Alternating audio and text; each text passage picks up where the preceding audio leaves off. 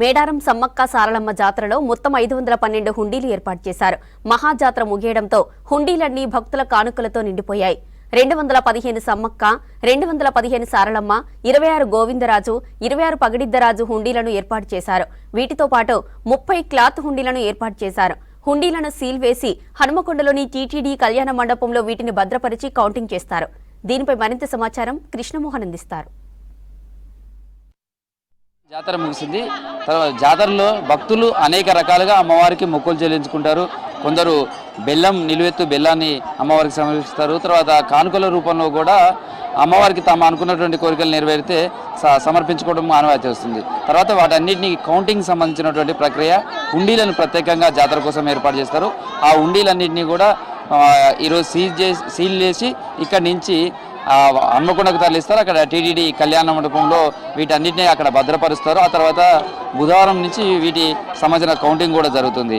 అయితే మొత్తం మేడారంకి సంబంధించి చూస్తే సమ్మక్క కోసం 215 హుండీలను ఏర్పాటు చేశారు. సమ్మక్కకు సంబంధించినటువంటి అమ్మవారికి మొక్కులు అయితే ఎవరు చెల్లించుకుంటారో అది నగదు రూపంలో కావచ్చు, కొంతమంది బెల్లం, బంగారము, తర్వాత వెండి, ఇలా రకరకాల అమ్మవారి ప్రతిమలు కూడా చేయడం, తర్వాత ముక్కు పుడకలు కావచ్చు, ఇట్లా అమ్మవారికి సంబంధించినటువంటి కానుకలంతా కూడా సమర్పిస్తారు. అవన్నీ 215 ఏమో సమ్మక్క కోసం ఏర్పాటు చేశారు. అదేవిధంగా సారలమ్మకు సంబంధించిన అమ్మవారి మొక్కులు చెల్లించుకోవడం కోసం 215 హుండీలను వాటికి ఏర్పాటు చేశారు. అదేవిధంగా గోవిందరాజు, పగడిద్దరాజుకు సంబంధించి 26 హుండీల చొప్పున ఏర్పాటు చేశారు. అదేవిధంగా క్లాత్ సంబంధించినటువంటి హుండీలు మరొక 30 ఏర్పాటు చేశారు. మొత్తం మేడారం జాతరలో 512 హుండీలన్నీ కూడా ఏర్పాటు చేశారు. దాదాపు హుండీలలో ఇప్పటికే పూర్తిగా భక్తులు వేసినటువంటి కానుకలతోటి అవన్నీ కూడా నిండిపోయాయి. చాలా హుండీలకు సంబంధించినటువంటి నిండిపోయిన హుండీలన్నింటినీ కూడా ఒక్క చోటుకి చేర్చారు. వాటన్నిటి కూడా సీల్ వేయడం కూడా జరిగిందని చెప్పచ్చు. ఇప్పటికే వీటన్నిటి తర్వాత ఇక్కడి నుంచి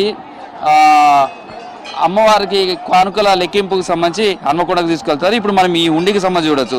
హుండీ ఇలా పెట్టేటప్పుడే దీనికి సంబంధించినటువంటి క్లాత్ తోటి అధికారులు సీల్ చేస్తారు. ఇదంతా పెట్టిన తర్వాత ఇక్కడ మాత్రమే ఓపెన్ ఉంటుంది. ఇందులో అమ్మవారికి సంబంధించినటువంటి కానుకలు కావచ్చు, భక్తులు సమర్పించుకోవడానికి ఇందులోంచి వేస్తారు. అది నగదు రూపంలో ఉండొచ్చు, లేదా బంగారము, వెండి వస్తువుల రూపంలో కూడా అమ్మవారికి ఇందులో సమర్పిస్తారు. ఆ తర్వాత వీటన్నిటి తర్వాత కూడా మళ్ళీ ఇదంతా నిండిన తర్వాత ఈ విధంగా లాక్ చేసి దీన్ని సీల్ చేస్తారు. ఇక్కడి నుంచి తీసుకొని మళ్ళీ ఇవన్నీ సీల్ చేసిన తర్వాత వాహనాల్లో ప్రత్యేకంగా హన్మకొండ టీటీడీ కళ్యాణ మండపానికి భద్రత మధ్య కూడా తరలించడం జరుగుతుంది. టీటీడీ కళ్యాణ మండపంలో 3 అంచెల భద్రత ఉంటుంది. కౌంటింగ్ సంబంధించినటువంటి ఏర్పాట్లు కూడా అక్కడ జరుగుతాయి. దానికి సంబంధించి అక్కడ సీసీ కెమెరాలతోటి నిరంతరం పర్యవేక్షణ, ఎందుకంటే అమ్మవారికి సంబంధించినటువంటి కానుకలు కాబట్టి ఎక్కడ కూడా వేరే విధమైనటువంటి ఫిర్యాదులు కావచ్చు లేదా విమర్శలకు తావు లేకుండా చేయడం కోసం అనేది అక్కడ సీసీ కెమెరాల పర్యవేక్షణలో ఈ కానుకలకు సంబంధించినటువంటి అమ్మవారి కానుకలన్నీ కూడా లెక్కించడం జరుగుతుంది. ఆ లెక్కించినటువంటి దాన్ని చూస్తే లాస్ట్ ఇయర్ చూస్తే దాదాపు 12 కోట్ల రూపాయల మేర సమ్మక్క సారలమ్మ, పగడిద్దరాజు, గోవిందరాజులకు కానుకల రూపంలో హుండీలో వచ్చినటువంటి లెక్కింపు, అదేవిధంగా బంగారం, వెండి, తర్వాత విదేశీ కరెన్సీకి సంబంధించినటువంటి డాలర్స్ కావచ్చు, ఇవన్నీ కూడా వచ్చాయి. అవన్నిటినీ కూడా అయితే ఇక్కడ హుండీలకు సంబంధించినటువంటి చూస్తే చాలా వరకు బెల్లం కూడా ఇందులో కలుస్తుంటుంది. కొన్ని నోట్లు కూడా లెక్కించడానికి కూడా ఇబ్బంది పడే పరిస్థితి ఉంటుంది. అట్లాంటి వాటి అన్నింటినీ కడగడం, చేయడం ఇదంతా కూడా ప్రత్యేకమైనటువంటి కెమికల్ ద్వారా చేస్తారు. అదేవిధంగా కాయిన్స్కు సంబంధించి కూడా చాలా ఎక్కువ మొత్తంలో కానుక రూపంలో వస్తాయి. వాటికి కౌంటింగ్ సంబంధించి కూడా ఇదంతా కూడా దాదాపు 5-6 రోజుల పైగా ఈ హుండీల లెక్కింపు అనేది ప్రతిసారి జరుగుతుంది. ఈసారి 512 హుండీలను ఏర్పాటు చేశారు. మొత్తం సమ్మక్క సారలమ్మకు సంబంధించి 215 చొప్పున, అదేవిధంగా పగడిద్దరాజుకు సంబంధించి గోవిందరాజులకు 26 చొప్పున హుండీలు, అదేవిధంగా క్లాత్ హుండీలు మరో 30 ఏర్పాటు చేశారు. ఈ 512 హుండీలను అత్యంత భద్రత మధ్య టీటీడీ హన్మకొండలో ఉన్నటువంటి కళ్యాణ మండపం తరలించడం, ఆ తర్వాత అధికారుల పర్యవేక్షణలో దీని కౌంటింగ్ అంతా కూడా జరుగుతుంది. దానికి సంబంధించినటువంటి ఏర్పాట్లు జరుగుతున్నాయి.